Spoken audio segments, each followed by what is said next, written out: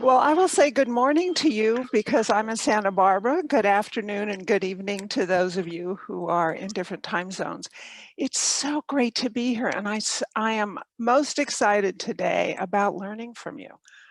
I really love the idea of a dialogue series. I have been doing some research and I'm so looking forward to your input. I thought I would start with a poem by Rumi. It's translated by Coleman Barks, but for me, this poem really talks about what we're going to do today together collectively. So let me just start. It's called An Elephant in the Dark. It may be quite familiar to some of you. Some Hindus have an elephant to show. No one here has ever seen an elephant. They bring in it at night to a dark room. One by one, we go in the dark and come out, saying how we experience the animal. One of us happens to touch the trunk, a water pipe kind of creature. Another, the ear, a very strong, always moving, back and forth fan animal. Another, the leg. I find it still, like a column on a temple. Another touches the curved back, a leathery throne. Another, the cleverest, feels the tusk, a rounded sword made of porcelain. He's proud of his description. Each of us touches one place and understands the whole in that way. The palm and the fingers feeling in the dark are how the senses explore the reality of the elephant. If each of us held a candle there, and if we went in together, we could see it. For me, that is small group supervision, as is this dialogue series. So I have been at Middlesex University in London for the last 5 years doing some qualitative research on 5 virtual small groups in North America. And so I have created a few models, and the one I want to share with you today is about what happens in the small groups and see what you think. And let me share my screen. This is, by the way, this is a picture of the botanical gardens where I live in Santa Barbara. Just a couple of other words about the research. It's qualitative, so by definition, it's not generalizable. It's just what happened in these 5 groups. It's just our experiences. And so I'm not sharing what I'm calling this model as a way of saying, this is how it happens. I'm sharing it to say, hey, this is what we experienced. And then what I really want to hear is what resonates, what doesn't, what did I miss, what's different from your own experiences. And it's just about what's happening in terms of reflection, experimentation, and learning. And as I've been sharing it with my existing groups now, there's been some interesting responses around what does this open up for each of them in terms of what really is possible in a small group. And I want to make an offer to you, and that would be not only to think about the model and when we go to our breakout sessions, reflect on what's in it and what's out of it, but also just notice today through this session, what's happening for you. And when you're in the breakout groups or in the big session as we're having a discussion, what's happening with yourself in relationship? What are you noticing? Just about yourself as you're in the breakout groups or when we're having the debriefing discussions. Because of course that is, right, the starting of reflective practice, which from my perspective, and I expect many of us, is the heart of supervision. And I really talk about this in the 4 steps of pausing, observing, inquiring, and then considering. So I'll show you the pause, observe part of the model, and then we'll go out to breakout sessions, and then I'll show you the inquire, consider, and in between, you guys will make me much smarter, and I can't wait. So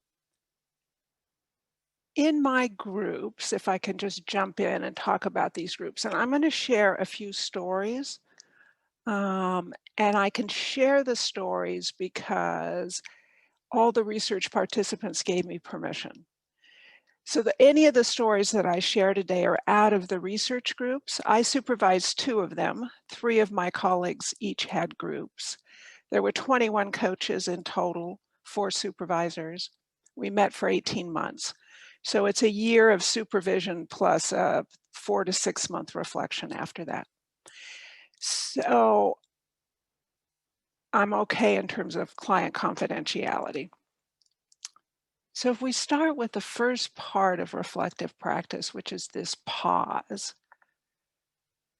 question is, how do we invite people to pause as we're coming into supervision?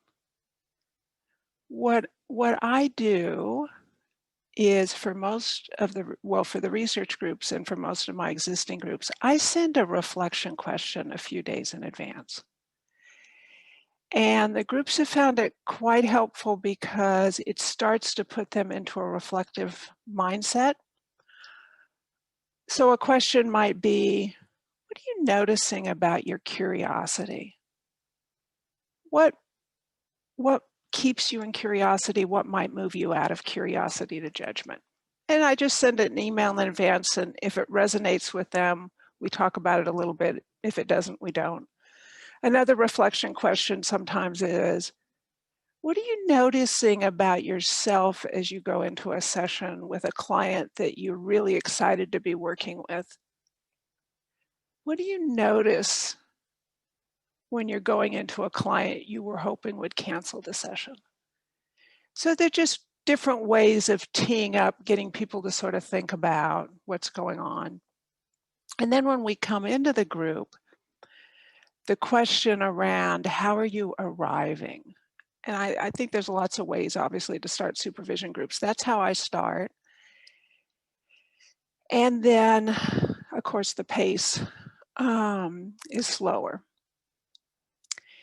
In terms of how are you arriving, there's been a couple of interesting things that came out of the research. One is, one coach noticed that when her colleague checked in as being just really not very present in a very difficult, challenged, unresourced place because of some family health issues, she said in her journaling after the session, gosh, my heart just opened to him. And I could hold this space for him. And I just really felt privileged that he shared. And as I'm writing this journaling entry, I realize I have a client in the same place, and I'm impatient with that client. I wonder why I can't hold the client with the same regard I hold my colleague. Learning, right? Just learning from having been in the group and listening to a colleague. And then this great ability to observe ourselves. So part of the reason I send the reflection question is so people just have a little practice about, oh yeah, let me pause and see what is going on. What do I want to bring? How do I want to be in the group coming up? Do I want to prepare? And then whoever has stepped in to present, you know, the issue or the theme or the case or whatever that they want to bring to us. Of course, they're coming in, getting ready, and then they start to share. And one of the things that was very interesting, again, in what they were telling me in the research, is that there were really 3 points of observing themselves and their situation that changed their perspective about their work with that particular client or that particular theme. One was when they decided to bring it to the group, it gave them a moment of, oh yeah, I want to bring it because. So that was the first thing they noticed. Second thing was, as they were sharing it, they realized and could pay attention to what were they sharing and not sharing. What different words were they using than they had been using before they actually came into the room? And what did that tell them about their relationship to the client and to the group? And then the third thing they noticed was what they were feeling about the potential response of the group. So there's all sorts of cultivation of their ability to observe themselves and their ability to make sense of what might be happening with the client at each of those points that was distinct and could open something up.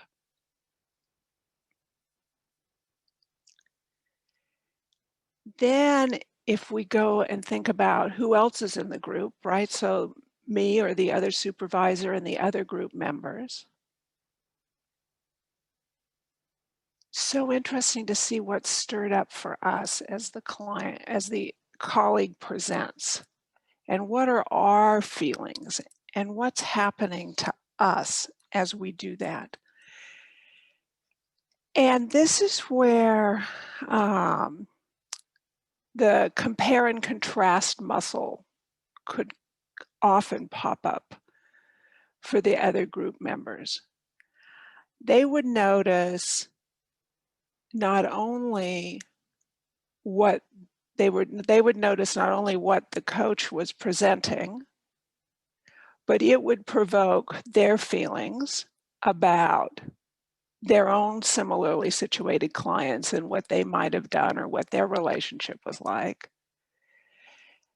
There was some compare and contrast with the capabilities of the presenting coach versus themselves.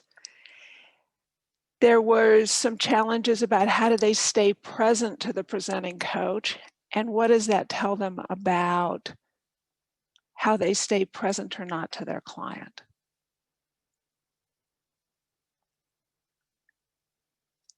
And one of the things that was really clear in the 5 groups is, to the extent that the group could cultivate these 5 qualities,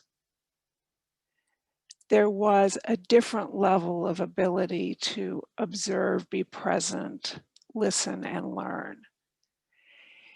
And there was overwhelmingly the element of compassion for each other, right? The unconditional positive regard, the ability to hold and listen.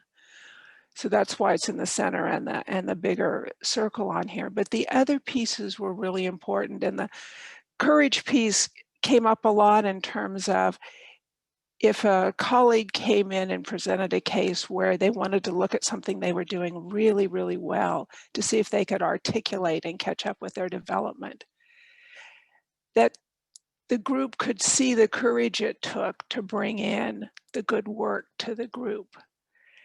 Similarly, so it would invite more courage from the others. Similarly, if they brought in a knotty problem and were willing to really talk about the challenges they had, it just invited more courage in the group.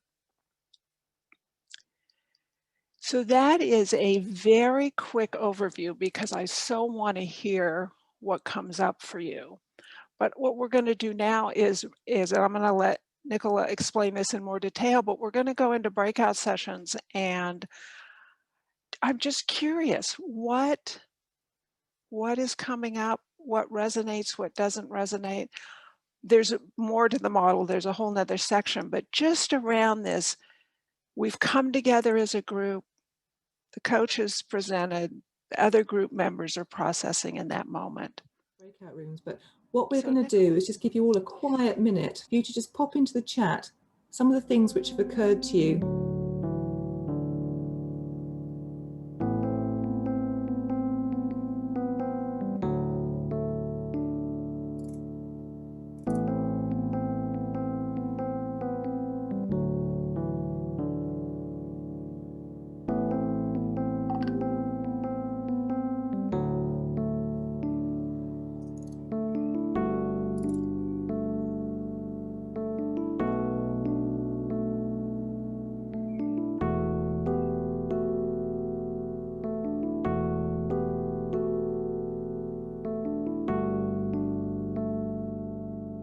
This is wonderful.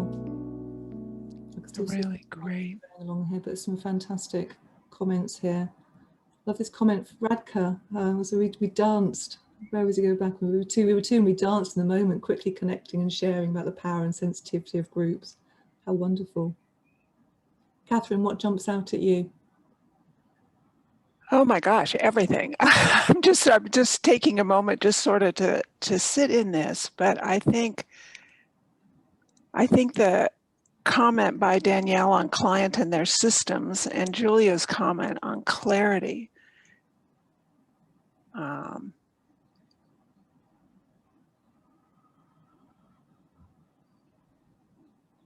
Yeah, and Sharon on deep trust.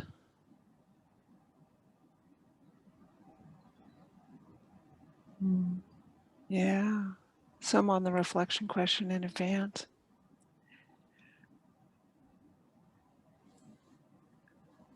So who would like to jump in and share a little bit with us? Yeah, I would like to jump in, but just, that something I noticed when we started is when Kathryn, you were really introducing and talking, and you talk about pause, and you also pause and slowing down. That has tremendous impact on me. And I noticed I do that sometimes when I'm in the group, or as much as I can. And I feel the benefits of doing it.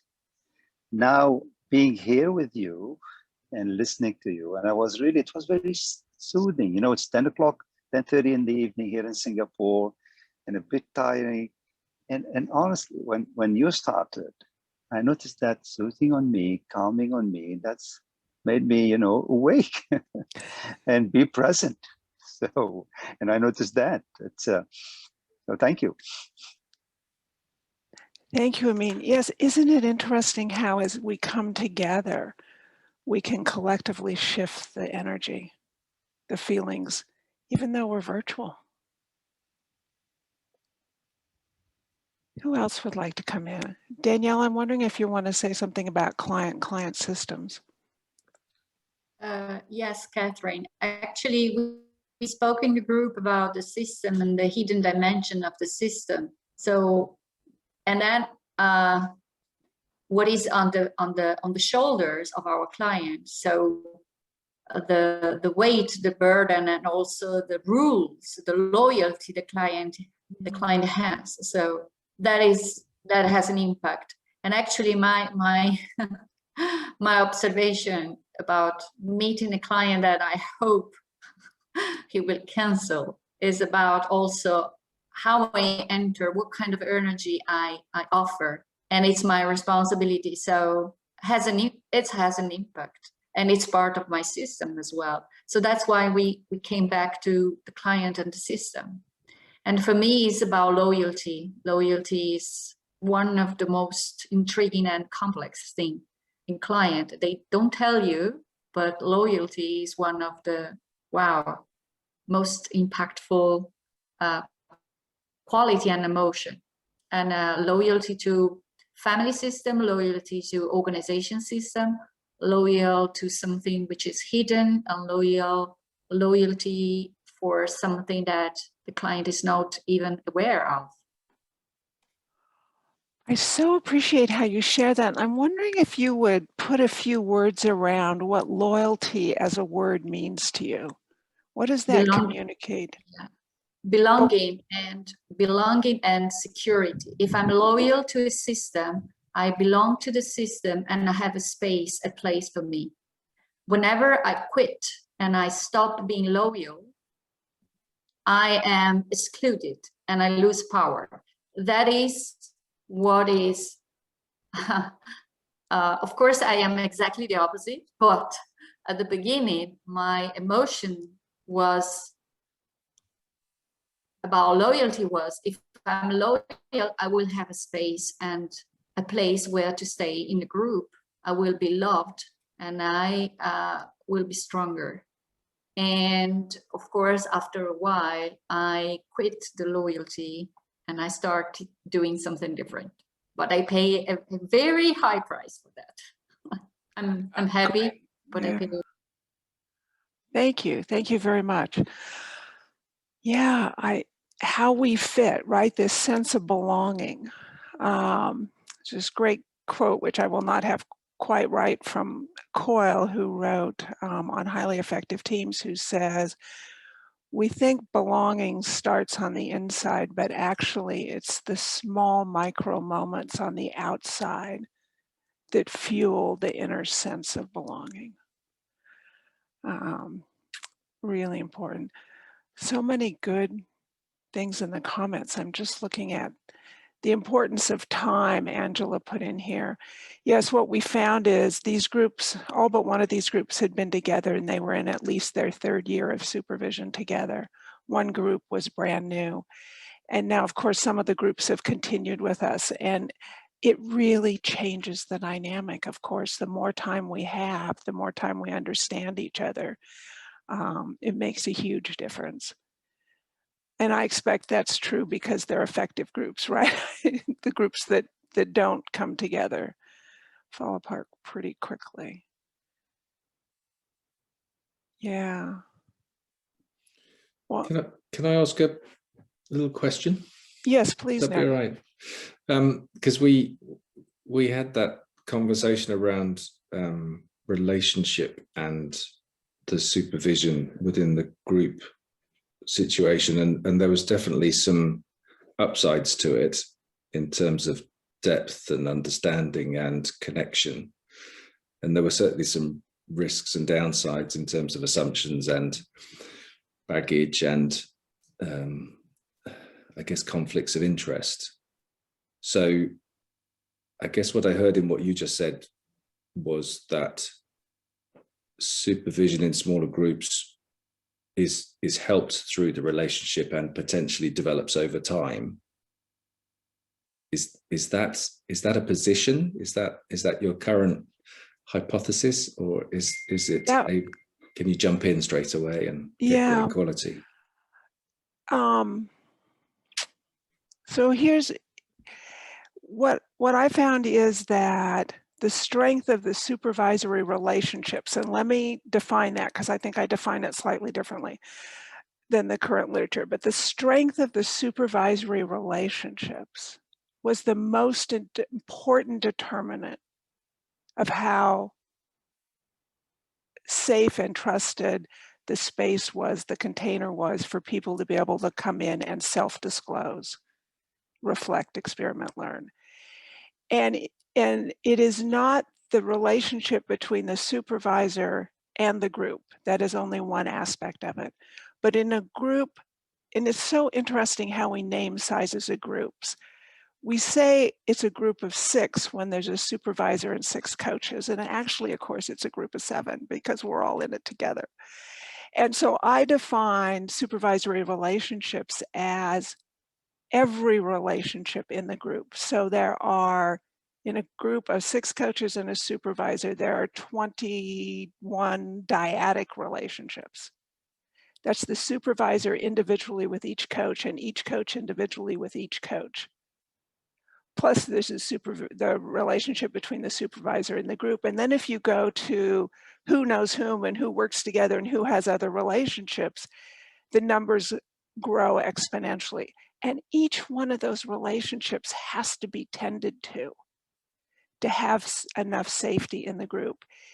The supervisor has to pay attention and cultivate that relationship, and each member of the group does too. So in my world, we have a dual structure. When you sign up for a year of supervision, It's 10 supervision sessions with the supervisor, and it's 10 peer learning calls without the supervisor, which really deepens the relationship among the group members. So can you have an effective group when you come together in the first few sessions? Sure, at a level. If you have mutual trust and you've gotten the ground rules right and you've created some shared purpose and you understand how each other want feedback and you're willing to play and experiment with what the structure and process is, yes, we do good work. We don't do the depth of work, in my experience, until we've had more time together. And interestingly, you know, there's a lot in the literature about those who have supervision experience and those who don't coming into supervision groups. And in the US, we're way, way, way, way behind the UK and Europe in adopting supervision. We have very few coaches in supervision.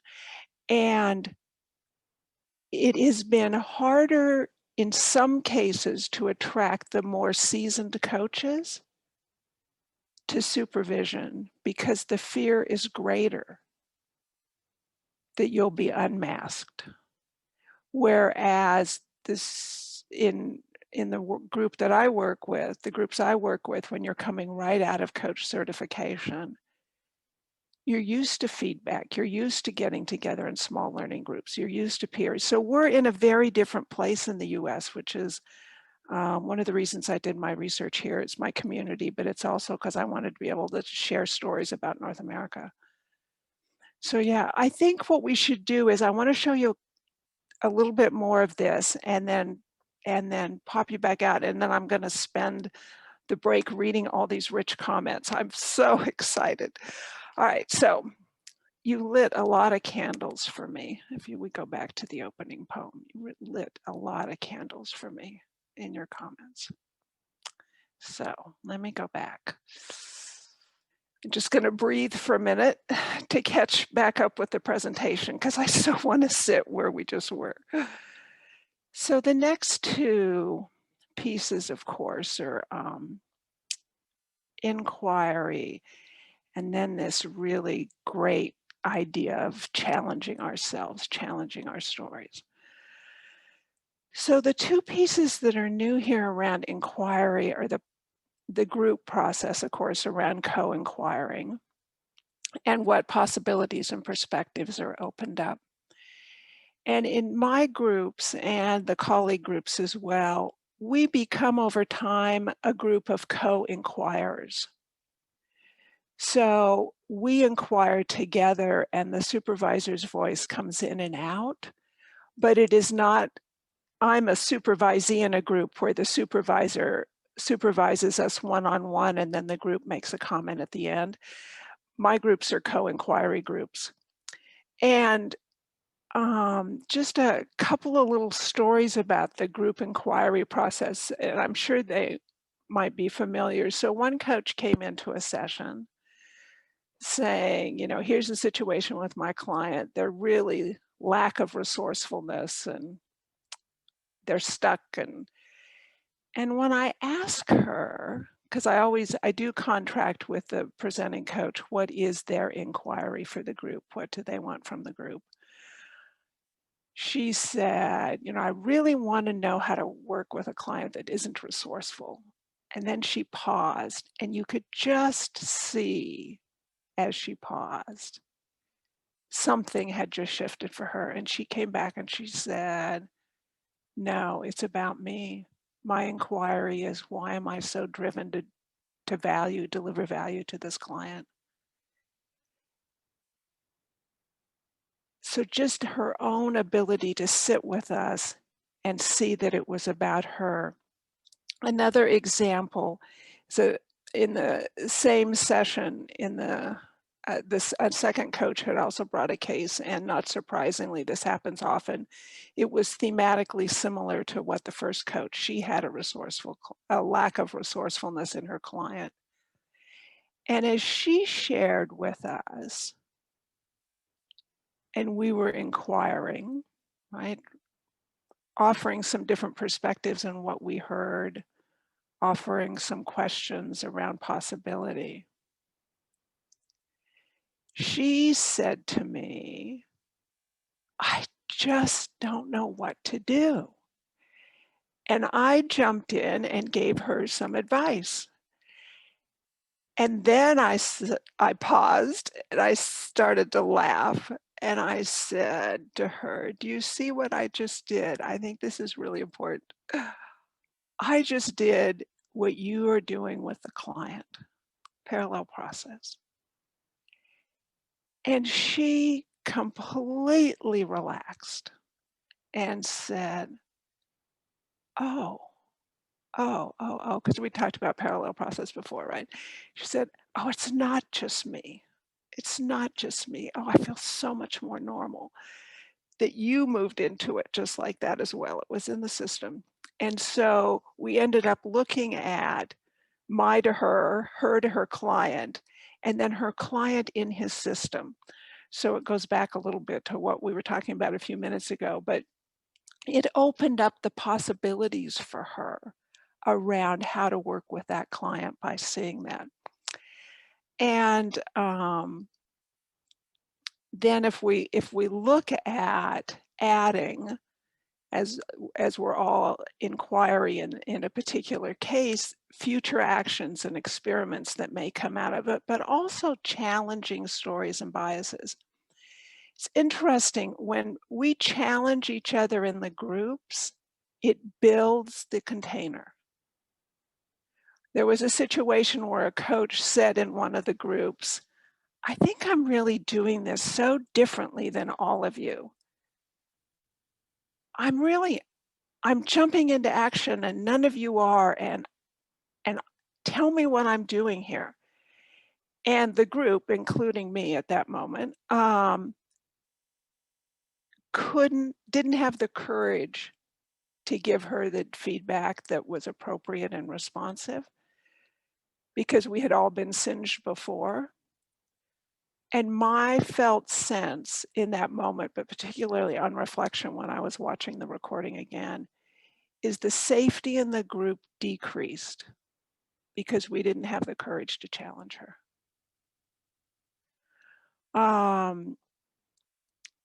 So I think challenge really matters. Another thing is, we had a situation where an internal coach brought a situation, described it. We did the co-inquiry with him. And some of us felt and expressed questions about whether there was a conflict of interest or not.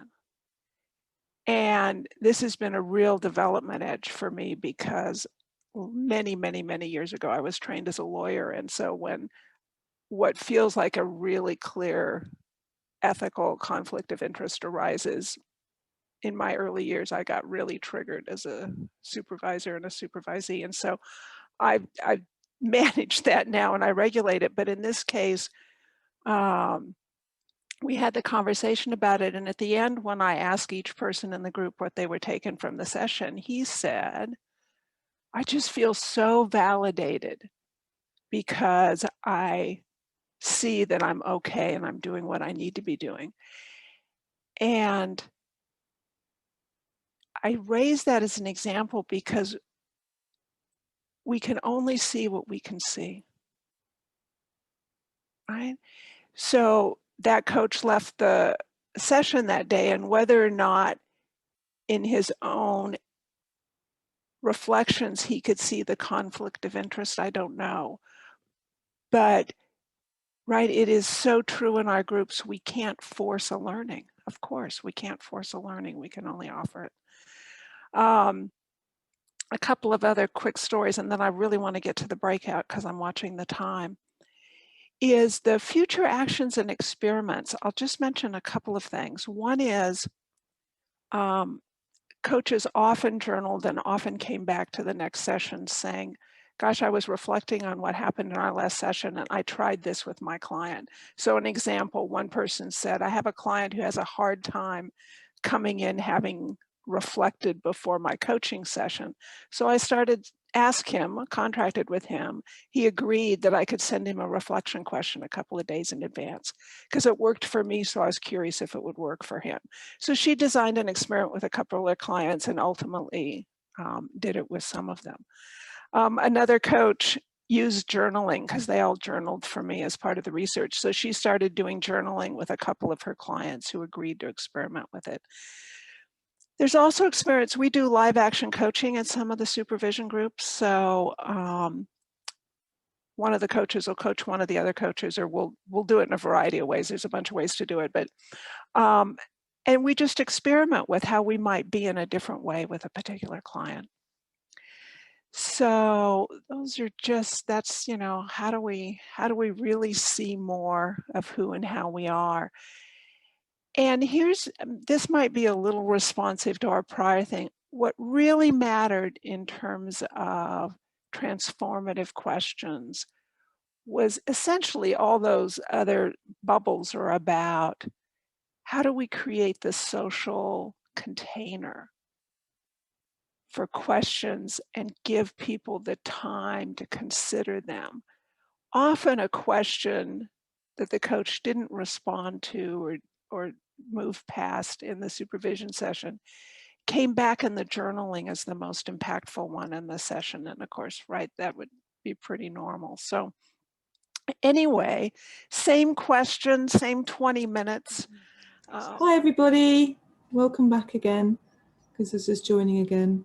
We're going to do like we did last time, if that's okay. Capture all those thoughts that are in your brain, and then just in a quiet minute, tap them all out into the chat.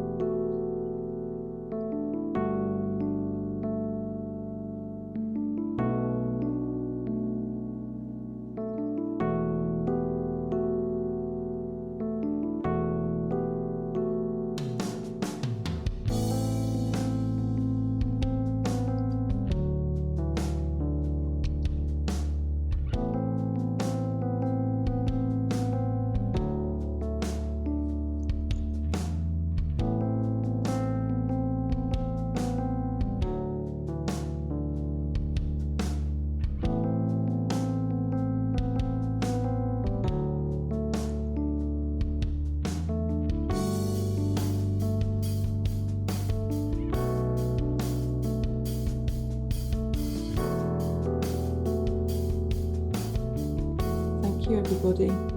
There was a comment earlier on, Kathryn, about who was it who said about, and do groups get too comfortable with the reality of getting to know everybody and getting to know the depth of the different personalities in the group? It was Ros that was saying that. Doesn't challenge as much, or simply becomes less range of different perspectives? What do you think? Well, in my experience, this is why when we start a new year, we do a whole new contracting session. The first session is recontracting how we're going to operate as a group. And we ask those kinds of questions of each other. Are we challenging enough? Where are we stuck in a story? How are we going to bring in something new or different? Do we want to consider a new group member or not? And so I think it's something that needs a lot of intentional awareness around. And I do a midpoint. So between the 5th and 6th session in the year, we pause and say, what are you noticing about yourself in the group, about us together in a group, about me as supervisor? Where are you too comfortable? Where are you uncomfortable? What do we need to do more of? And I also do a lot of experimentation with their permission each time, but we'll change up how we process the different inquiries, and it brings a freshness and a way of opening up more perspectives. But it's something that it's a great question because it needs tending to. My eyes just landed on it. Is self-supervision like self-coaching a possibility? Well, yeah, I mean, in our world, we record all of our supervision sessions. And so I have watched hundreds of hours of my supervising groups. And I always go, pardon the language, oh crap, or, oh, that really worked there, or, oh, missed that completely, and have this whole little conversation with myself. So I think, sure, I mean, I think reflective practice with ourselves, with others, with peers, informal supervision. Yeah. My best supervisors are my grandkids. They tell me when I'm not listening, when I'm not present, when I'm not paying attention. I think something that Carmen has said here as well, you're considering the best time frame for supervision, timely reflection and courage. In her group, there are 4 for 2 hours. Before we all joined, Kathryn and I were just talking about virtual work as opposed to in real life type work, and how Kathryn works virtually and has done since 2010. Whereas in real life, you would go to somewhere and you'd sit down there for a long time as well. Do you think there's differences, Kathryn, in the amount of time which is spent in supervision or group in small group supervision, face to face, as opposed to virtually? Yes. So, for example, Allison Hodge, who has been my supervisor for a long time, although we're in a different relationship now, runs her in-person groups, and I think they have 6 hours when they come together, as I recall. And I know other groups do it in different ways. What I have found over time with my colleagues, we're in a supervision center together, is that 90 minutes is a good amount of time. And I think that's maybe because we're all virtual. That is a good amount of time for virtual. But I think what's true about every aspect of supervision is it needs to be co-created to work for the members who are engaged, whether it's one-on-one or group. We need to figure out where's the resonance, where's the way we want to come together. So, yeah. And I'm in this funny place. I have supervised 3 times in person where groups that I'd worked with for a number of years came together physically. But other than that, I don't have any in-person supervision experience. And so I feel constrained not to contrast and compare because I haven't done it. And so we're at time. I see that Steve's got his hand up. I think we probably have got just a couple of seconds. We are at time, but Steve, let me bring you in quickly. Great. Just to offer a perspective of running supervision sessions, I've been running supervision sessions for students for 10+ years, and we've recently had to start doing all of this virtually as well. And one of the things that I've noticed is sometimes with some groups, the virtual work, because there's something about being more focused, more in a small space, the space between your screen and yourself. Sometimes the work is more intense and more productive in a very much shorter space of time. Sometimes it can take longer to get to the point in a room with the people than it does through the screen. So there's some real value in virtual work. Yeah, thank you. Thank you for sharing that. Was there another hand up quickly?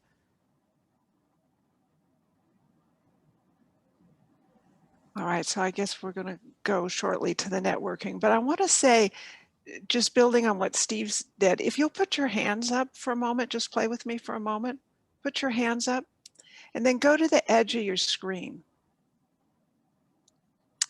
There we are. I wish we were in person, but there we are. Thank you. Thank you so much for lighting all these candles for me today. I'm just going to steep in this. I really appreciate it.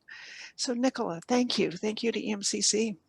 No, thank you, Kathryn, and thank you to everybody who's joined and engaged so amazingly today as well. I think I can see all these hearts and applauses from people. It's been wonderful. Kathryn, I think you've led such a brilliant dialogue. You really have, and everybody who's here as well has contributed so immensely, and to such generosity of spirit. Thank you so much.